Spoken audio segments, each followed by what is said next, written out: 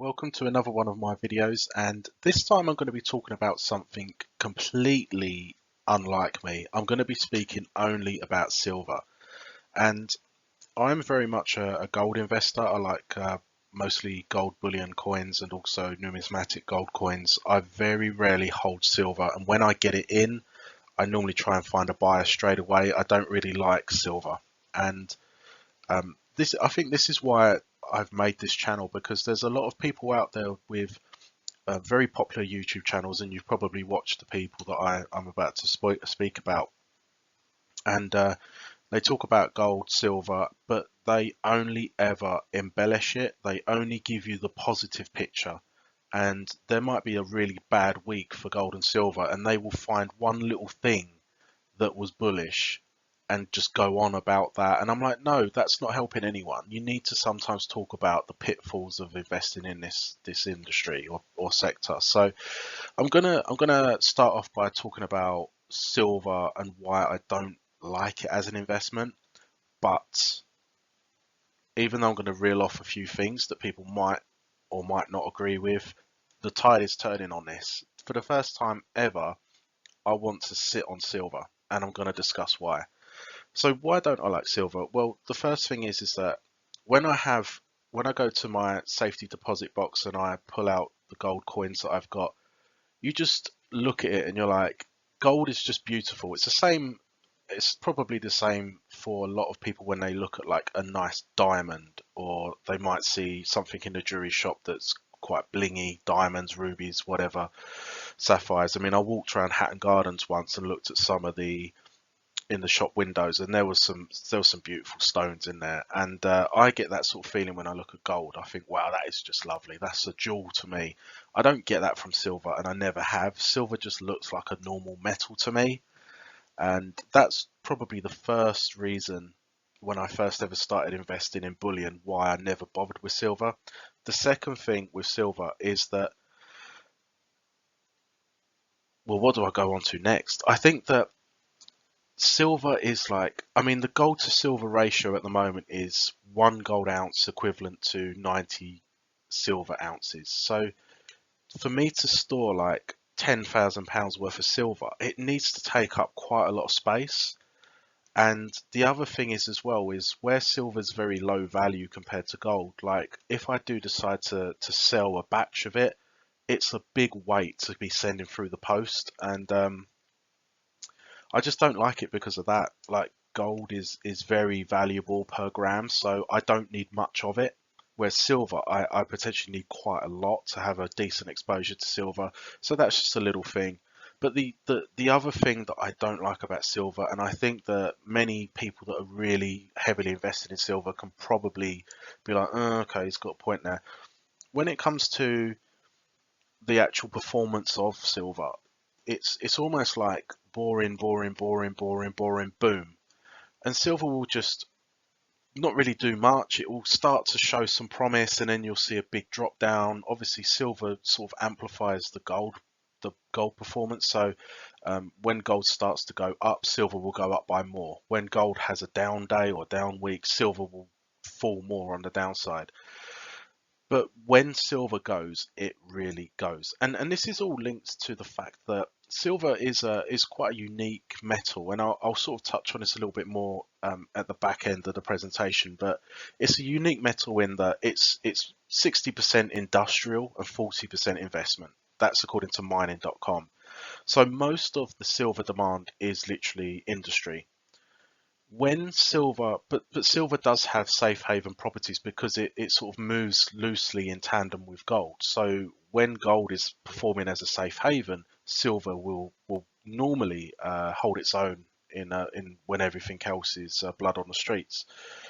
But when silver starts performing as a monetary metal, and people want to buy silver because they're worried about collapsing prices and collapsing currencies elsewhere, then the silver price goes ballistic because it's such a small market. When you get larger inflows of capital, silver prices can really jump. And we kind of saw this, I think it was 2020, Yeah, I think it was 2020 when we had the silver squeeze.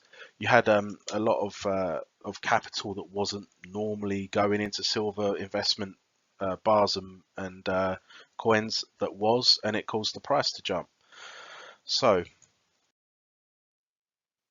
what I'm noticing in the silver market, and I'm starting now to be a bit more positive about silver, because I've noticed a few things in the market at the moment that's made me think this is starting to look very attractive. And I've not really thought about this for silver before. Whenever I want to buy precious metals, I buy gold. But I think the bargain is silver now, and I'm going to explain why right now. As I mentioned, the silver to gold ratio is 90 to 1 at the moment, which is quite extreme. So silver in the Earth's crust, there's about 16 ounces of silver for every 1 ounce of gold in the Earth's crust. So there is a natural about 16 to 1 ratio. But when you think of the fact that, as I mentioned at the beginning of this presentation, silver's more bulky, you need more of it for the same value as gold. So therefore, you discount it further because obviously it costs more to ship around. You have to get it from the mine or whatever. So yeah, there's higher logistic costs. There's higher storage costs as well, because if you want to store a lot of silver, you can't like store it in your drawer, can you? Like you could gold. So there's higher costs. So you could argue perhaps, you know, maybe 20 to 25 silver ounces could buy 1 ounce of gold. But that doesn't explain why you can justify 90 ounces of silver to 1 ounce of gold. But the reason why we've seen this, and I think that many people have sort of noticed this but not connected the dots. So in Q4, the World Gold Council reported that in that last quarter, or I can't remember if it's a Q3 or Q4 in 2022, but anyway, the World Gold Council reported that central bank buying hit a new record in that quarter, and it was mainly like Turkish central bank and some of the Middle East banks, some of the Eastern European banks, so the peripheral Eastern European countries that aren't part of the euro, they was big buyers as well. But what they were doing, obviously, was they were buying gold. They was not buying silver. So what that done was it caused a lot of demand for gold. So gold prices went up. But that same demand didn't spill over into silver. So what you got is the two metals was in like an equilibrium balance, and then you had the central bank buying lifting one and not the other. So it sort of stretched the ratio. So I think that now is actually quite a good time for people that can to sell some gold, and to buy the silver, wait for the ratio to sort of normalize a little bit, and then swap back. So that's one thing. Ornum is a precious metal bullion company based in central London. The company is known for sourcing very rare gold coins as well as their precious metal market reports, which are published on their website each week. Download the latest market report for free by visiting the Ornum website today. But the other thing that I really like about silver at the moment is that I speak to people online, and I sort of use that as a barometer for seeing what the market's like. Is the market bullish? Is it bearish? I'm seeing a lot of people that are selling their whole silver collection that they've probably brought up over a couple of years.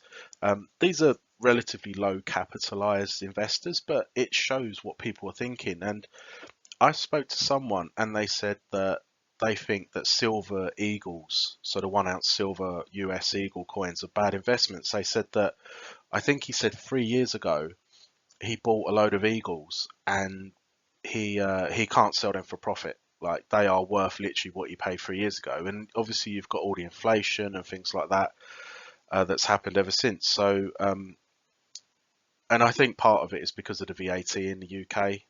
We have to pay 20% VAT on silver, but people are not really seeing a massive return or any sort of return on their silver investments, and they're sort of throwing in the towel. And it reminds me a lot of what happened in the 1990s for gold. Central banks were unloading gold, they were selling gold, and a lot of the reason for that is because they were, when you read into the detail and statements that were made at the time, they were doing that because they wanted to buy yielding assets. So assets with a yield, such as foreign treasury bonds or something like that. People were throwing in the towel because gold had been a really crap investment. And obviously, everyone knows what happened at the end of the 90s. It got to the turn of the millennium. Gold went on a 10-year bull run. So I like markets where people are just throwing in the towel. They're like, do you know what? This has been really bad. I shouldn't have got involved. I just want to get rid of it now, and I'll find somewhere else to make my profits back. That's the sort of market I like, because there is very little chance that that asset is overvalued and a strong probability that it's undervalued. So as a contrarian, I really like signs like that. And I think that we are definitely seeing it in the silver market at the moment. I'm noticing a lot more people wanting to sell silver at the moment too. There was a time when you would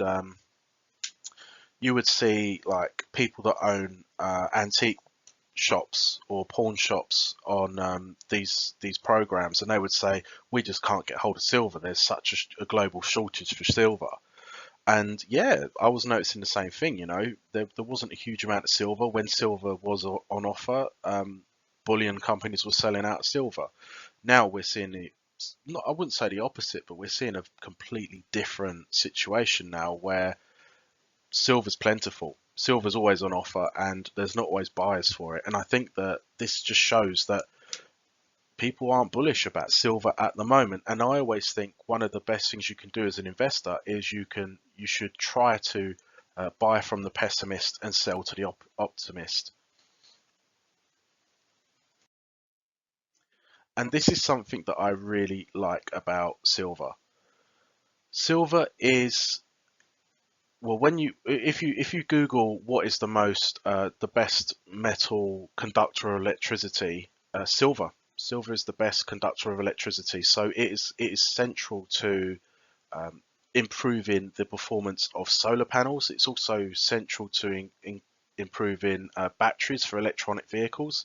The electronic vehicles market, it's great, but it's not, it's inconvenient. I can just fill up with petrol, and I know roughly how many miles I'm going to be able to do, and I can go to a petrol station. Someone in my family recently got a company electronic vehicle, and after a week and a half, he wanted to give it back because it's just does less miles than what he thought. Then he's got to stay there and charge it when he's doing long distance and things like that. So the technology is on its way, but it's not there at the moment. And I think silver is going to play a vital role to that. But what we've seen since the invasion of Ukraine is that energy such as gas has been weaponized. So Russia has significantly reduced the amount of pipeline gas that's flowing into Europe at the moment. They are still pushing some gas into Europe, even a year just after the invasion. All through the Ukraine war, Europe is still getting some Russian gas, but nowhere near enough. And what that's made Europe realise is that I mean, Europe's investing in a lot of liquefied natural gas ports, so that it can import enough liquefied natural gas from Qatar, Peru, US, Caribbean, so that it can try to offset some of the lost Russian gas. And this is how Europe got through the winter period. But that was a short fix, because the LNG or liquefied natural gas market is a global market. So Europe at the moment, they could afford to buy the spot liquefied natural gas tankers this winter. But what happens when there's a bad winter in Asia and Asia becomes richer? Europe can't do that. So what I'm getting at here is that Europe knows that they need to become more energy independent, and part of that is a lot more investment in wind farms, which is happening, but also solar. And solar is a fantastic technology.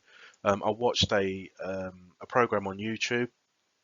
It was by I think it was Dr. M.K. Hubbard, and he talked about the peak oil, and I think he had a theory called Hubbard's curve, and he was talking about peak oil. This was when oil was booming in the US, and he gave a very in-depth presentation on why we are going to deplenish and eventually run out of oil. He was off with his timing, but he was completely on the money when it comes to peak oil. But one of the things he said was he reviewed all the sources of energy that we can get: tidal, wind, all the rest of it, geothermal, and he said solar is the key. Solar is going to be the key for mankind in energy, and that's what I believe. But we are nowhere near it at the moment. At the moment, our wind farms in the UK are subsidised through the government. UK government subsidises wind farms. It does the same for solar. There's things called contract for difference, which if you want to go, I mean, this isn't an energy presentation, but just quickly, if you are a rich organisation and you're considering going to a bank and borrowing some money to build a wind farm, no one really knows what you're going to earn, because who knows what the price of electricity is going to be in 2 years when your wind farm's generating. So what the government says is that we will offer you a strike price. We'll guarantee you 100 pounds per megawatt hour, and then what will happen is that if the price goes below that, the government will top you up, so you always get £100 per megawatt hour, and that's where the subsidy is. But we need to improve the technology. The technology is not, even though it's been in place for decades, it's just not good enough at the moment. And silver, because it conducts electricity so well, and it's relatively, I wouldn't say it's cheap compared to like copper and things like that, but it's affordable. It's not like we're talking about platinum here or palladium. It's silver. It's 17 quid an ounce.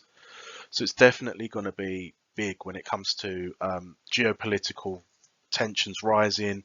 That's going to put more pressure on energy importing nations to become more independent. That means more solar investment. It means more investment in electronic vehicles, and silver is going to be key to that. So as I mentioned, 60% of silver demand is industrial. And I read an article last night on mining.com, and it said of that 60%, about 80% of silver is just used as to build part of an electronic device. Eventually, that will end up in a landfill. So 60% of demand each year for silver is in industrial. 80% of that is eventually dumped. And this is where gold and silver are different, because most gold is so valuable that it's either stored in ingots, in vaults and safes, or it's in jewelry, which is passed throughout generations, and then it's melted down, remade into jewelry or investment bars. There is an element of industrial demand for gold, but it's very small. So most of the gold that's mined is still available. Whereas silver, you can't say the same because it's actually being consumed. So this means that overall, we're building a picture here. Hopefully, I'm communicating this to you. We're building a picture here where we're going to need more silver. The silver that we have, we are using up, and that's a big issue, because eventually there's going to be such a tight market. You'll see physical deficits. The only way that you will be able to cope with that deficit or reverse that deficit and bring the market back into surplus is the price going up enough to attract investors to start offloading their silver kilo bars and big silver selling. And I don't believe that's going to happen at today's prices. Lower capitalized investors, yeah, they're throwing in the towel, but are the big guns in the industry, the big stackers, are they selling at these prices? I don't know. I don't believe that they will. But I think that we are seeing a good opportunity to invest in silver. And if I have spare funds, how can I justify buying more gold when gold, 1 ounce of gold can buy 90 ounces of silver? I think that that's a bit of a bargain. And I think the market hasn't really clocked onto this yet, but it will, and potentially it'll be a little bit too late for some of the people. By the time this becomes obvious, I don't think that they'll be getting a good price for their silver. I think the people that was in early will be the ones making quite a lot of money out of this. So thank you for your attention, and please subscribe to the channel. I put out as many of these videos as I can, and hopefully you'll benefit from them. Thank you.